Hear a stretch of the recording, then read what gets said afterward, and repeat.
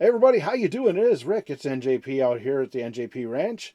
And look at this. We're looking at the old Hammer Valley Model Railroad. That's right, guys. It is still alive and kind of well. It's, it's there. But anyways, it's late October 2024. I figured it was probably about time that I give you guys an update on this layout and let you know what is going on here, what has been going on. And quite frankly, not a whole lot has been going on in the last, 6 months or so well, because reasons. Racing and other things going on. Just a whole lot of things going on in life, and I haven't had time to get in here and work on this thing, and I miss it dearly. I really do.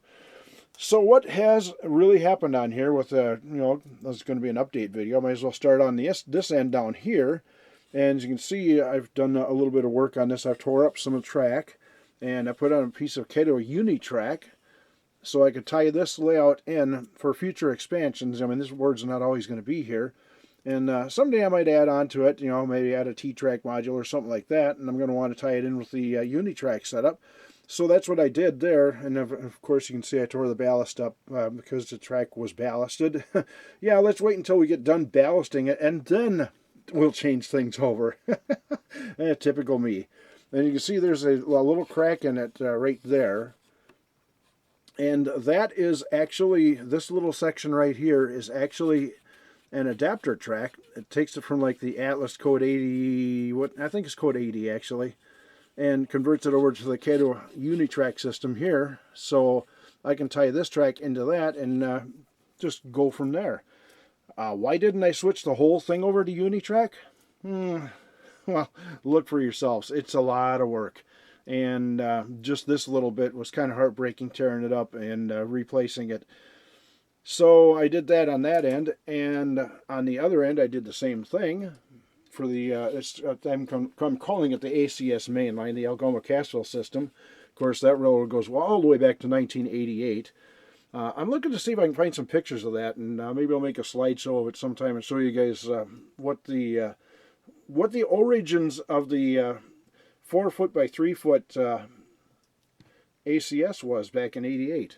It was the beginnings of an empire. That's right, some empire. Anyway, Hammer Valley Hammer Valley Lumber Company. We got a shed sitting in the middle of the road. I'm not sure what that's about, but we're just going to leave that there for now. Hammer Valley Lumber Company is coming along. Put a couple different buildings in there and moving that along. And the biggest thing I've done on here is I'm working on these turnouts up in front here. If we can get the camera to focus in on it a little bit. You see I've got some electronicals going on over here, and I'm not going to get into the details of that. This is actually an experiment that I'm doing. This is not the permanent setup of this.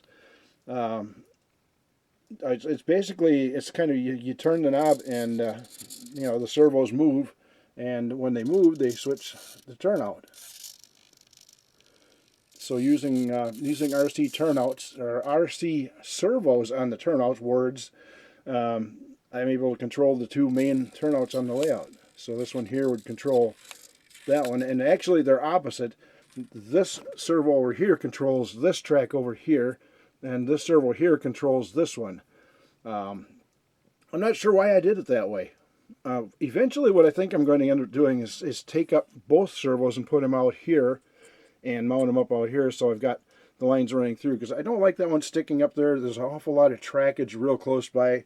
I did try building a little building for it, and that failed. It failed miserably. So it just wasn't enough clearance there for a building to sit there. So that servo is going to be coming out and getting mounted over here next to this one. And I think, and there's not going to be controlled by knobs. These, like I said, is a very, very temporary setup. I'm going to have switches and, like I said, there's electronicals and technical and all that kind of good stuff.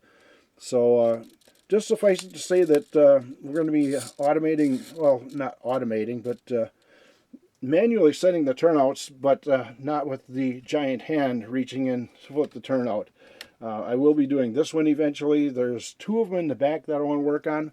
Those are going to be fun to get to way back in there. Yeah, that. But I do want to activate that siding behind the buildings over here and get a team track going over there. So that's going to have to happen eventually. Let's see, the downtown lights, you guys saw the video when I put those guys in. I thought that was a pretty successful operation. I like those little lights. In fact, I have one laying over here. I'm strongly considering, and one of my viewers actually agrees with me on this one, and I'm strongly considering pulling these out and replacing them with these little things. These are adorable. I love these little lights. And I got a couple more of those in a package, so I'm thinking about pulling those out and sticking those instead. So, anyway, that's about what I've got for you right now as far as the Hammer Valley Model Railroad goes. Not a whole lot going on. Not going to be doing any running tonight. There's probably metal stuff all across the tracks, and I'd probably blow up a power supply if I tried that. So that's going to be about it for this one. Just a short, sweet little video letting you guys know what's going on with the Hammer Valley N-Scale Model Railroad on a 2-foot by 3-foot layout. Oh, there is one other thing I wanted to talk about. One of my viewers was commenting on it and wanted to...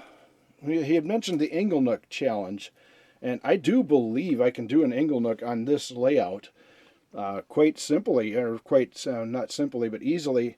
Is of course this siding here. You can put a few cars on this siding, and this one here is the runaround track siding, team exchange track, whatever you want to call it.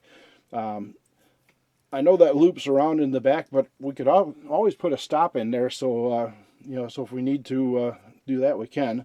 And of course the main line. So a few cars here, a few cars here, and I believe it's a 3-track setup. So that would be the Inglenook challenge could work on this little Hammer Valley Model Railroad. Line them up on the main line, and of course the train down here. The train can come in on the main line, back up in here, hook onto it, and off down the line they go. So just an idea, and it's kind of a convoluted way. It's not using straight tracks, but sometimes you have to work with what you got. And yeah, the Inglenook is definitely possible on this thing, and if I do make that work, I will definitely let you guys know, and probably film it once I get it figured out. So that's it from the Hammer Valley Model Railroad. Hello. Yeah, from the 2x3-foot Hammer Valley Model Railroad. Well, guys, before I run, and yes, you're all looking at the Hammer Valley in the background of this, but what is this we're looking at? Well, this is my testing track, and I do all kinds of different testing on it here and there. And you guys probably saw this in a couple of videos throughout the years where I've tested locomotives that I got like from Amazon or Evil Bay or something like that. And this is where I test them. But I've done some upgrading to it. I'll give you a quick demonstration as we go through this. And as you can see, I've got 2 switches here. I got a knob here. This is for actually controlling the trains. That makes them go this direction. And of course, the LED lights up a little bit brighter as the train gets more and more power. I'm trying to see if the camera is actually picking that up. And make the train go that way. Turn the controller, and the further you turn it up, the brighter the LED gets, so you know how much power you're throwing at your train. These are the interesting ones right here, these little switches right here. And as you can see in the camera here, the yard actually is, there's LEDs in the track and green ones for the main line. So you got a train that comes in here, goes over here, parks, and wants to drop off a car in the yard. Say he wants to drop it off on the center track. Well, we'll flip the switch here, and you'll watch and see that that switch actually moves. More importantly, you look at this, and now the LEDs are lit up on this track. And of course, at the end of the line is a red light. Hopefully the camera's picking these up. Now, if by chance the train wanted to put it on this track here, we just flip this switch right here, and that happens. So, this track here, this here, and this here. Now, you'll notice that when I flip the switch on here, yeah, the turnout moves, but the lights on the yard don't, because these tracks are not energized at the moment. They're only energized when I flip this switch here off the main line. Now we decide which track to go to in the yard. So this is a beautiful little Inglenook setup, and it's almost idiot proof. I say almost because yes, I can screw things up just as well as the next guy on it. Anyway, just a quick little tour of the little testing layout. And it's all run off one little 12-volt input. And there's a whole lot of electronic stuff going on underneath here. Let's see if I can flip this up here and keep you guys in camera view. There we go. I put a lot of work into this. Oh, let's not tip it over the other way. There we go. Don't want that flipping over onto the Hammer Valley. That would be sacrilege. All right, now we're looking at this upside down. The numbers are upside down. So if I actually turn the camera over, now the numbers make sense. But okay, enough of that. This is the heart of the system right here with the servos, and I'll reach over and flip one of the switches. You can see one of them moves. So that one moves, and then if I hit this one, that one moves. So that's how the servos work, and that's the controllers for them right there. Have the endpoint adjustments set, and I'm not going to touch that because that will mess things up big time if I do that. That's the power supply. It runs 12 volts going in and 4.5 volts running out for the servos. This one here runs 2.5, well, a little over 2.5 volts for the LEDs. I could crank that up to 3, but they seem to be happy at 2.67, so I'm going to leave it there. And that's where that goes. Now I have a direct 12 volt line that runs over to here, and this is my train controller right here. This is your speed controller for the locomotive, and that's of course the knob on the other side, and those are the LEDs that light up to tell you what it's doing. All complicated stuff, and I'm not going to explain what all of this wiring is. It's a mess. But yeah, that's my little, for a testing bed, I sure got elaborate with that, didn't I?